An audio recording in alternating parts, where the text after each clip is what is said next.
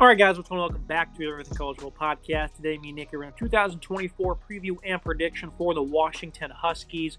New look coaching staff as Kalen DeBoer bolts for Alabama. Jedd Fisch takes over. The 1-11 to 10-3 in only 2 years at Arizona. Great work from him. Brennan Carroll follows him over from the Wildcats to be the offensive coordinator. And then Stephen Belichick, he had been with the Patriots since 2012. His dad no longer with New England. He decides to start his coaching career in college here in Seattle. And obviously, they were coming off the final Pac-12 title win ever, national champion, runner-ups, and numerous NFL talents depart. You look at this offense, Nick, this is a team that replaces everybody. The entire offense is gone, all 11 starters. That includes Michael Penix, elite wide receivers, and the Joe Moore award-winning offensive line. And that's why the portal is so useful nowadays, Nick, is because when you have a max exodus like that, you can go and plug and put guys in here. And I think they did a good job of acquiring some pretty respectable ball players. And you start with Will Rogers at quarterback, a guy who, this is going to be a bit of a spread, air raid type offense. They play a lot of outside zone, a lot of play action as of late. But Jedd Fisch is no stranger to airing it out. And I think Will Rogers here is going to be a much better fit than it was a season ago. And, less, more condensed offense than Mississippi State. Guy who's proven to be an accurate pocket passer. Thrives with timing, has quick release, some solid mobility as well. Has proven to be a calm, poised player who leads his pass catchers. Doesn't have the greatest arm to push it downfield. Is a good processor. Will have poor mechanics or hold on to the ball too long. Should really bounce back this year, though, Nick, in a better system. What do you make of, again, a team losing entire offense, but they're going to replace some, Michael Penix here for a respectable bridge quarterback in Rogers?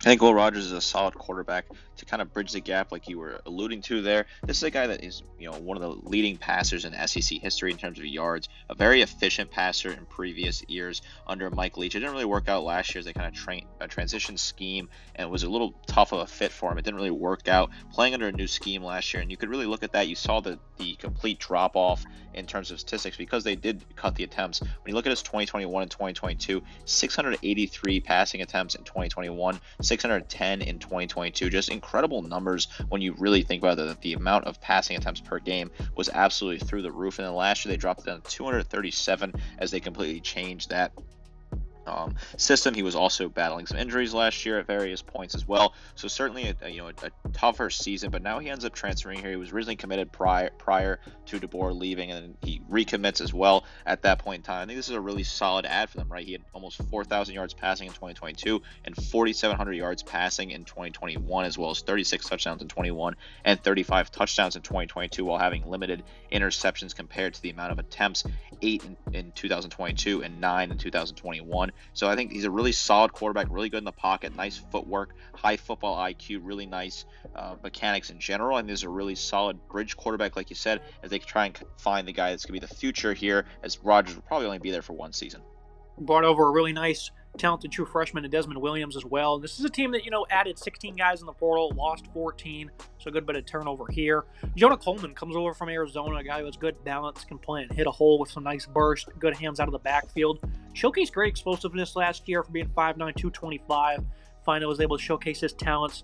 He had been with Fisch, his entire tenure so far at Arizona. And you look at the running back room, Cameron Davis, missed all of last year with a leg injury. People forget he was a very effective player, found the end zone plenty in 2022, and obviously that's a big loss for them.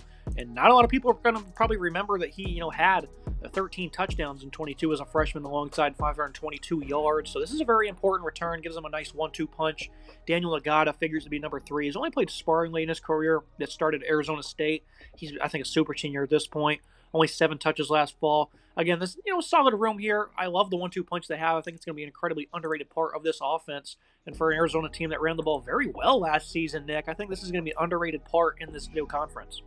I think this is a solid. I think Coleman's a really good player to add. I like his size at 5'9", 225. I think it's a solid size. Nice explosiveness, good footwork. Davis, if he's fully healthy and effective like he was in 2022, he's a really good number 2 back to have, a solid third down back, a guy you can really rotate in when you need to. I like him a lot. And then they also have some other depth down there like Daniel Agada that you mentioned, a guy that's been around the sport for a while. So I think there's some nice options. I think Coleman and Davis, that was a really solid 1-2 punch at this point in time. Another one of those highly touted players. They landed at wide receiver in Jeremiah Hunter. This is a guy who's a good player from Cal, 6'2", 205. He has length, thicker lower half. Good at finding the soft spot in zone. Good at making tough hands catches, has been a consistent pass catcher with those great hands. Only 4 drops over the past 2 seasons. He's going to be a great outside pass catcher for them. And obviously, one thing I forgot to mention is the top 9 guys on the rushing list are gone, and 10 of the top 11 pass catchers are gone, Nick. So they're losing a lot of guys, but they do return super senior Giles Jackson. He's going to step into a starting role. Most likely, he's only worked his way down the depth chart in his career, though. They have a lot of young players. Denzel Boston has patiently waited his turn, enters 3rd year with the program. Should be able to win with his size, is 6'4", 207. Rasheed Williams, a restart from last year's class, only played in 1 game. Keith Reynolds at 6'1", 185, enters his 2nd year in the program. Is considered a burner with speed, who should anchor the slot. Lots of youth in this room, but I think it's a pretty sound group.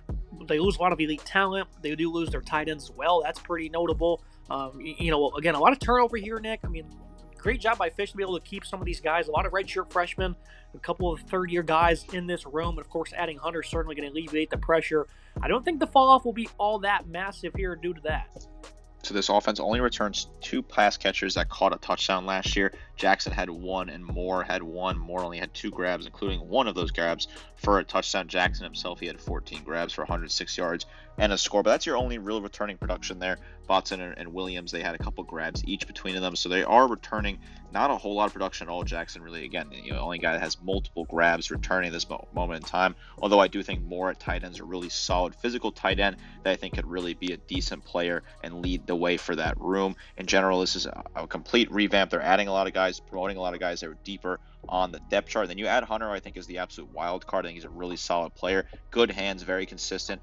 Not a lot of drops, which I think is really important, a key thing to highlight. This is a guy that if you target him the ball and it's in that right spot, he's going to make the grab. He's a really physical, strong player. I like what he has. The size at 6'2", 205. I think it's going to be a bit of a drop-off compared to where they were last year, certainly compared to not having guys like Odunze and Polk and McMillan that were all really highly touted NFL prospects. But I do think there are some talented players here that can fill some of those holes. I think Hunter is one of those guys you want to look at as a guy that can potentially break out in the conference this year. A lot of issues in terms of holes to fill at the offensive line. Again, replacing all starters up front. 2 redshirt freshmen figured to take over the left side. Sayoni Fasolo, 6'8", 295. Was a 3-star in last year's class. Khalil Tafai, left guard, 6'5", 338. Some elite size there. There's no true center on the roster, which is a bit concerning, but Layden Hatchett got on the field last year a bit. Zachary Henning is going to help battle with that spot. Gerard Memler played a few snaps in 2022 at left guard. Figures to be the right guard starter for them at 6'4", 299. And then they pick up a transfer from San Diego State, Drew Azapatari, 400-plus snaps at that same position for them, allowed only 1 sack. So a pretty sound player they picked up. Enoch Vahami spent 5 years at Ohio State, was never really good at all. A bunch of redshirt freshmen occupy backup roles behind them. They have some size. Lots of youth will certainly step into some unfamiliar roles, but I don't see this offensive line being toward the bottom and pressures allowed or anything like that, which is crazy to say, Nick, because it's never good when you lose that much from your offensive line. But there's still some solid leftover talent here. There's usually good players in this region that Washington recruits, and I think even though, again, not having a true center is not great, I think they'll figure it out to a degree. And, of course, Fish with his, philosophy, those certainly work things out even if the offensive line struggles. If you're a Washington fan, yes, you have to be concerned with losing all 5 stars in the offensive line, but I do think they bring in some solid pieces that can help step up and kind of fix and mold this offensive line for the future. Center does worry me. I think Hatchett's probably the guy you want to look at right now to be the starter at center, but I don't really know if he's going to be fully capable of doing that as a true sophomore. Not a whole lot of experience for him. He got on the field a little bit last year, and then Zachary Henning as well is a guy that could battle for that spot, but in general, I think center is your big worry. I think, they're fine on the left side. I think the left side is very strong, really good players there. The right side I'm a little worried about. I think it's a little bit weaker, but in general, I do think this offensive line has guys that are willing to step up and plug in. I like some of the size as well. There's a lot of talented offensive line pieces in the western portion of the country and the Pacific Northwest as well, so you can definitely recruit and bring guys in for next year. I think this is definitely a bit of a patch-filled offensive line for this season, but I'm not super concerned about this unit. Verdict for the Huskies offense. When you return 0 starters and your coach leaves, the only option is to attack the portal heavily, and Fish brings over some really good players and fits. Also have lots of youth on this roster. Offense will be stagnant at times, but I think 28 to 30 points per game is on the table. If the young guys, a wide receiver, don't step up, though, that could be a major issue. But I think this will be a relatively good unit, Nick. Am I setting the bar a little bit too high, or are you on the same page, or you see it completely different? I think this will be a good unit. I don't think it's going to be anywhere close to where it was last year, but I think bringing in a guy in Fish, who I think is a really solid head coach, with also some solid portal moves, and mainly bringing in Hunter and Will Rogers, as well as bringing Jonah Coleman, who I think is a really solid back. I think this will still be a pretty good unit. I do like the pieces they've added in. I think some of the younger guys can step up and live up to the expectations we're setting right now. This will be a solid unit. Going to the defensive side of the ball, a unit that certainly helped get them to the national championship game. At the end of the day, it wasn't enough, but this is a defense that certainly held their own for majority of the season, giving up 25 points per game. They only returned 2 starters. They had 10 guys in the portal. On top of 8 they lose. Looking at the defensive line, Isaiah Ward and Russell Davis fall over from Arizona. Ward wasn't all that great in his near 500 snaps. Davis has been a good run stopper, with some solid pass rush upside. A good player overall, but doesn't play that many snaps per game. He's pretty undersized. Only 6'3", 217 is what I saw in the latest rosters. Continue to lose weight every year. Sebastian Valdez, 6'4", 291 on the interior. He's been a good run defender from Montana State. Jacob Bands played a good amount of snaps at 6'3", 302 for them on the interior. Bryce Butler's hoping to see the field at 6'5", 312. And Javion Parker, another near 300-pounder on the interior. He's been quality versus the run. They do lose an elite defensive tackle, Ntuli Lutogazanoa. They want to get more out of Jacob Lane and Void Talofi off the edge. The pass rush seems doomed, Nick, because they really weren't all that good last year outside of Braylon Trice, and I think this is a part that was really kind of overlooked when you had guys that underperformed, really. Zion Tupulu Fatui certainly wasn't as great. He's obviously battled a lot in his career, so, 3.5 sacks. I mean, he's given it his all out there. Trice, though, he had 7 of the 22 sacks, Nick. He played with a lot of intensity. They don't return a whole lot that's encouraging, and they don't add a whole lot other than 2 guys from Arizona. This pass rush might contend for one of the worst in the nation. This is certainly a poor pass rushing unit that doesn't really return anything like you were alluding to, and it's a bit of an issue here. Jacob Bands is a guy they return in terms of on the defensive line with 18 total tackles, only 1.5 tackles for loss, no sacks for him. They don't really return any sort of sack production at all, with Trice leaving to find greener pastures in his future career. They bring in Ward and Valdez, who I think are 2 decent players, but I think this is a very weak front part of this defense that doesn't really have a whole lot of talent. You look at Voy Tunoflo, 22 total tackles, 4 tackles for loss, 2 sacks. That's your top returning sack out with just 2 sacks. It didn't really look good throughout last season as well. Jacob Lane didn't play a whole lot as a true freshman. Jacob Brands, I mentioned him earlier. So this is a very weak front part of this defense. I am concerned about this. I don't think they're going to have any production really getting after the quarterback at all, and that could certainly be an issue for a team that was already not very productive at that last year. You look at the middle of their defense. They do return some experience here. Alonzo Tupatala has played 500-plus snaps each of the last 2 years, has been an average player. Quality starter here, though. I think Carson Bruner, who's been in the program for years, is a pretty good player for them. Was nice in coverage, has been an impressive tackler. Needs to be a better enforcer, though. Drew Fowler only saw a few snaps last season.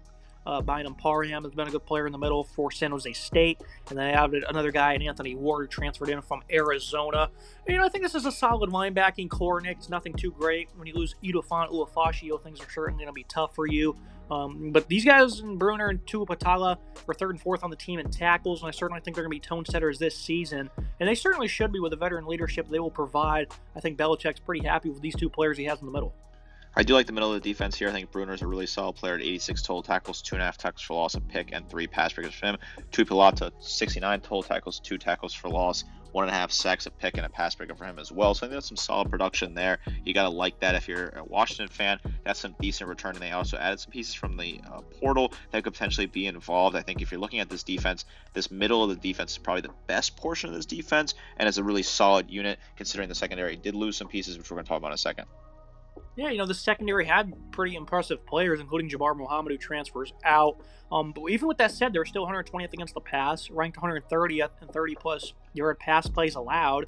They've just given up a lot of space, and obviously the 22 sacks doesn't really help. I mean, they did force turnovers and allowed only a 59% completion rating. Well, you certainly wished you could have saw less yards allowed. They do retain Elijah Jackson, though. He didn't take over as CB1. I thought he was quite good. He did allow 624 yards in coverage. He had his bright moments, though. Ifa Sionis Price Sock falls over from Arizona. Quite sound in all regards for the Wildcats. Thaddeus Dixon, he got on the field a bunch, but was less than stellar. Made some plays on the ball, though. Darian Barkins only saw a few snaps last season. Jordan Shaw was a quite good player in his few games of Indiana. Dyson McCutcheon and him will battle for the slot position. Average cornerback room at best, but I think safety is where things get a little more exciting. They return 2 veterans, Cameron Fabio-Kolanen, a great player for them. Gets downhill in a hurry, really lays the boom. Was great in coverage as well. Markel Easton was pretty solid against the run. He'll need to take another step up in coverage, but I know in the past, this is a guy that really praised. Peyton Waters, a four-star true freshman, is going to battle for time as well. And then Tristan Dunn returns, only seeing a couple of snaps, though. The secondary is kind of concerning, Nick, because, again, I mean, they had more talent than the numbers would showcase, even though they did make plays and, they were pretty big in getting them to the national championship game with those 16 interceptions. They did give up almost 4,000 yards in 15 games.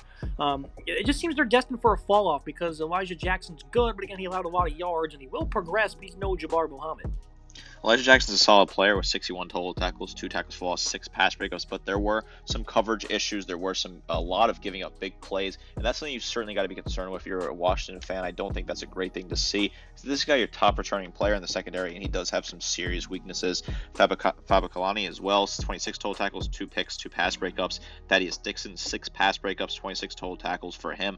Pretty solid in coverage. Markel Easton, he looked okay throughout the season as well. He had 19 total tackles and 2 pass breakups. Not terrible numbers from him this past season. So those are some solid pieces they have returning. But in general, when you lose a guy like Muhammad, who was just one of the nation's best players, and the secondary last year enters the portal, you have some question marks in some of the guys you do return, and they weren't phenomenal at all last year, considering they were 120th in the nation against the pass. That's certainly something you got to be concerned with. I gave this run defense plenty of praise throughout the year. I thought they did good against Utah, against Oregon State, even against Arizona, they were pretty sound. I mean, throughout the year, I was pretty, respectful of this run defense, but at the end of the day, the last 3 games, they gave up over 6 yards per carry, all against elite opponents. Michigan, they got gassed in that first quarter, did much better in the second half, but at the end of the day, just wasn't enough. They still gave up way too many big plays, and that was with having an elite run stopper, defensive tackle. Now you turn around, you lose great guys in the secondary. The only aspect of your pass rush that was impressive. This unit's just going to take a step back, Nick. I like some of the players in the secondary, but they still allowed lots of yards and big plays. Well, they have vets in the middle. The lack of size and talent up front won't do them any favors. Won't be a completely horrid unit, I don't think. But I don't expect much improvement either, as this pass rush, again, is just significantly going to worry me.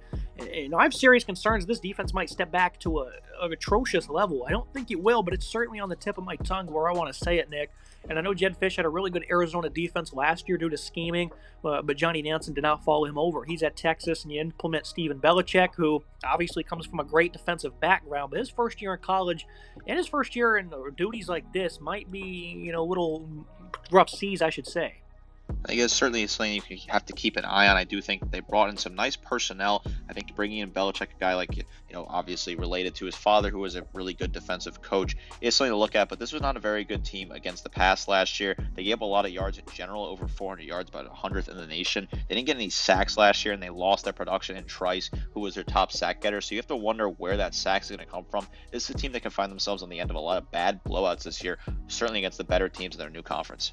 And it is important to note that they were, leading FBS and opponent passing attempts significantly because they're playing from behind. So I definitely want to give them that benefit of the doubt, Nick, is where the offense they were playing against the opponents had no choice but to air it out significant amounts of time.